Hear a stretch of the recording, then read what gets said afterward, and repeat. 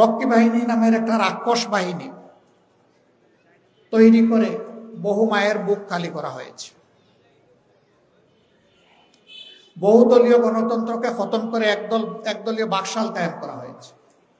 4টা পত্রিকা ছাড়া সকল পত্রিকা বন্ধ করে দেওয়া হয়েছে। সেই 4 পত্রিকা আবার রাষ্ট্রীয় মালিকানায় নেওয়া হয়েছে। এইভাবে জনগণের কণ্ঠকে স্তব্ধ করে দেওয়া হয়েছিল। কিন্তু আসমান যখন কথা বলে জমিনের মুখ তখন খুলে যায়। দুঃখজনকভাবে প্রায় সপরিবারে তাকে দুনিয়া থেকে বিদায় নিতে হয়েছে। জনগণ আশা করেছিল এর থেকে আওয়ামী লীগ শিক্ষা নেবে, কিন্তু না। পরবর্তীতে তাদের 2বারের শাসন প্রমাণ করেছে তারা কোনো শিক্ষা গ্রহণ করেন নাই। বিশেষ করে শেষ 15.5 বৎসর এক নাগাড়ে তারা দেশের উপর শাসন নামক তাণ্ডব চালিয়েছিলেন। এই সময়টা সেই আগের পুরানা কায়দায় সকলের কণ্ঠকে স্তব্ধ করে দেওয়ার তারা চেষ্টা করেছেন। প্রতিবাদী যারা বিরোধী দলীয় নেতাকর্মী ছিলেন তাদেরকে হয় খুন করা হয়েছে, না হয় গুম করা হয়েছে, না হয় জেলে পোড়া হয়েছে। অসংখ্য মানব সন্তানকে পঙ্গু করা হয়েছে। কারো চোখ তুলে নেওয়া হয়েছে, কারো হাত কেটে ফেলা হয়েছে, কারো পা কেটে ফেলা হয়েছে। কাউকে বুলেট বিদ্ধ করে প্যারালাইজ করে তাদের বিছানায় ফেলে রাখা হয়েছে। আয়নাগর নামের জল্লাদখানা জায়গায় জায়গায় তৈরি করা হয়েছে। এইভাবে দেশটাকে অপরাধের স্বর্গরাজ্যে পরিণত করা হয়েছিল। বাংলাদেশের ব্যাংক, বীমা সেক্টর, কর্পোরেশন সবগুলা লুণ্ঠন করে উজাড় করে বিদেশে পাচার করা হয়েছে।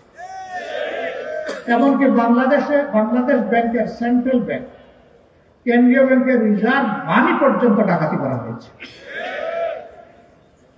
ওটা অর্থনীতিকে বিধ্বস্ত করে, ভঙ্গুর করে তারা হয়তো দেশ ছেড়ে চলে গেছেন, কিন্তু জনগণকে বড় মুসিবতের মাঝে রেখে গেছে। শুধু 24-এ এই আন্দোলনে আমাদের হিসাব অনুযায়ী 1400 থেকে কম বেশি কিছু লোককে হত্যা করা হয়েছে জুলাই মাসের 1 তারিখ থেকে আগস্ট মাসের 5 তারিখের মধ্যে। এই ঘটনাগুলো এখন নিষ্ঠুর ছিল। ধরুন আবু সাইদের ব্যাপার, কি বলেছিল ছেলেটি? বলেছিল আমাদের দাবি অত্যন্ত সহজ সরল, ছোট। চাকরির কৌটাটা আপনারা সংস্কার করুন, যৌক্তিক সীমায় নামিয়ে আনুন। আমাকে আমার অধিকার দিন, আর অধিকার দিতে না পারলে একটা গুলি দিন। তারা অধিকার দেয় নাই, তাকে গুলি দিয়েছে। সে ডানা মেলে বলেছিল বুকের ভিতরে তুমুল ঝড়, বুক পেতেছি গুলি কর। তার আস্থা ছিল তার দেশের পুলিশ তার মুখে গুলি করবে না, তার অধিকার দেবে। অধিকার দেওয়া হয়নি, তাকে গুলি উপহার দেওয়া হয়েছে। সেই গুলিতে লুটিয়ে পড়ার পরেও তার লাশ নিয়ে রাজনীতি করা হয়েছে। পতিত দলের স্বৈরাচারের একজন নেতা বারবার বলতেন, আওয়ামী লীগ যদি ক্ষমতা থেকে বিদায় নেয় 2 দিনে কমপক্ষে 5 লক্ষ আওয়ামী কর্মীকে খুন করা হবে। আমি জিজ্ঞাসা করি, ঢাকায় লোক খুন হয়েছে? 5000, আওয়ামী লীগের 500।